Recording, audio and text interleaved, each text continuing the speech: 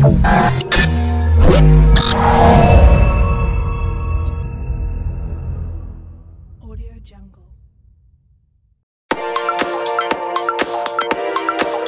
بنيشي بطلة التنس على الكرسي المتحرك. اليوم حضرت لهذا اللقاء اللي هو تعزيز المنظور حول الاشخاص في وضعيه اعاقه. هذا الشيء مزيان. تقريبا هذه سنين كامله وبزاف ديال جمعيات المجتمع المدني، بزاف ديال المنظمات الدوليه كيقوموا بهذه اللقاءات، ولكن صعيب بزاف باش تقدر تغير المنظور للاشخاص في وضعيه اعاقه، وسيرتو حاليا فالشخص في وضعيه اعاقه خاصو اول حاجه هو يبغي راسو باش يخلي الشخص الاخر يبغيه، ماشي انا مازال ما راضيش على ذاتي وغنتسنى واحد يشوف فيه واحد النظره مزيانه. بالنسبه لي انا في المجال الرياضي كذلك تنحاول نساهم في هذا المجال هذا باش ديما كتبقى الصوره ديال الشخص في وضعيه اعاقه صوره في واحد المرتبه اللي عاليه، انه ماشي غير حيتاش عنده اعاقه راه ما يقدر يدير والو، بالعكس راه يقدر يحقق المعجزات. وكذلك تنتمنى يزيدوا بزاف بحال هاد اللقاءات اللي كذلك بالنسبه للجامعه الملكيه المغربيه للاشخاص في وضعيه اعاقه كذلك كتساهم بشكل قوي في انها تعزز هذا المنظور للاشخاص في وضعيه اعاقه من خلال الرياضيين الكثار اللي حاليا وصلوا لمراتب عليا واللي حققوا انجازات كبيره. وشنو كطمحي ان شاء الله في المستقبل؟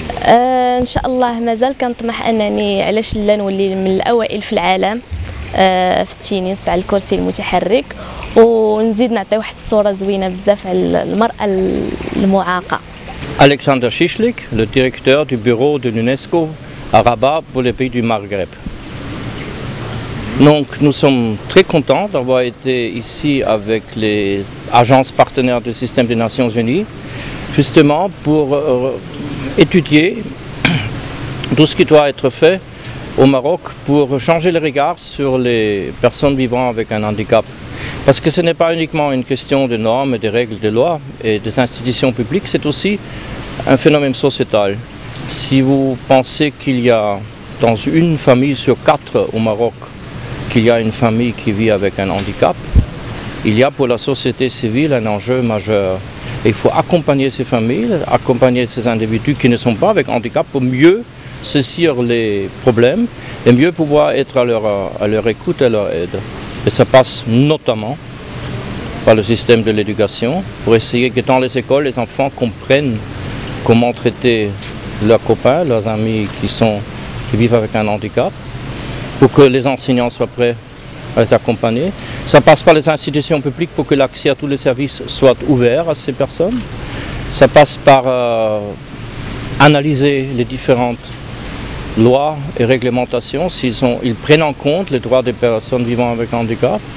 Et ce n'est pas uniquement par une question de financement d'infrastructures, mais aussi par la perception du public, et les médias que vous représentez sont quand même en première ligne, parce qu'il faut aussi changer le langage pour qu'on ne parle pas des gens qui vivent avec un handicap comme un tabou, comme quelque chose dont on ne parle pas, mais qu'on le sort, comme on le fait un peu avec les Jeux olympiques, paralympiques. On les voit, on dit mais c'est extraordinaire, ça c'est mes amis, donc je peux les accepter pleinement. Ça c'est un peu un défi pour la société. المجيد مكني الكاتب العام للتحالف من أجل النهوض بحقوق الأشخاص في وضعيات إعاقة. شكرا على السؤال، هو سؤال مهم لأنه اليوم كنشوفوا بأنه كاين تغييرات كبيرة حصلت في المجتمع ديالنا. هذه التغييرات كتهم مجالات عديدة، ولكن اللي كنلاحظوا هو أنه المجتمع لا زال يحمل مجموعة من الرواسب. هذه الرواسب اللي كتخلي أنه النظرة للأشخاص المعاقين لا زالت لم تتغير، لأنه مثلا في المجتمع ديالنا غير الوصمه ديال الاعاقه، والوصمه كتشكل واحد العار بالنسبه للمجموعه في بعض المناطق.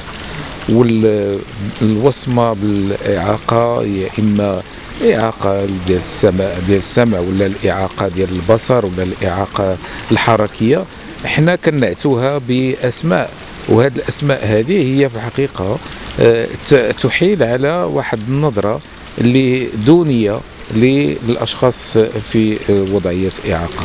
هذا الشيء كيخصو يتغير، لانه باش يمكننا نعطيو للاشخاص المعاقين المكانه ديالهم في المجتمع، في المحيط الاجتماعي ديالهم، ونعطيهم الامكانيه انهم يمارسوا الحياه اليوميه ديالهم. لازم اننا نتخلاو على كل هاد الرواسب وكل هاد الاشياء اللي هي تعوق وتحول دون النظره، دون مشاركه الاشخاص المعاقين في المجتمع. سؤال بسيط هو انه مثلا احنا في المجتمع ديالنا المراه لا تتزوج، المراه معاقه ما كتزوجش، ومني كتزوج كيكون عندها مشاكل. علاش؟ لانه المحيط ديالها والمحيط الخارجي ما كيعتبرش على انه اولا هذه اولا امراه اولا وقبل كل شيء، وعندها الحق انها يكون عندها في الزواج، وعندها الحق انها تكون عندها حياه اجتماعيه كجميع الناس. وهذا الشيء هذا كيطلب منا اننا نشتغلوا عليه ونغيروه باش يمكن لنا نوصلوا اننا يكون المجتمع ديالنا دامج، يعتبر الكل ويؤمن بالاختلاف.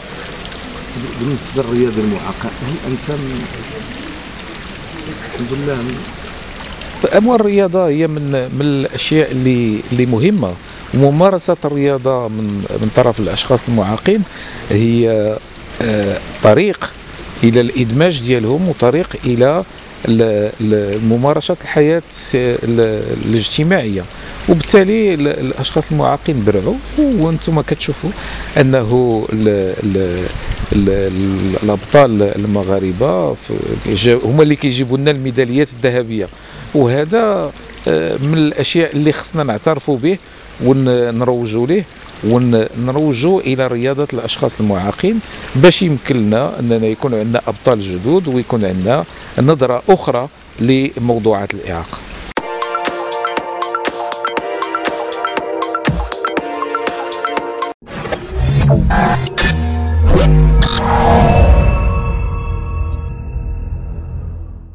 Audio Jungle.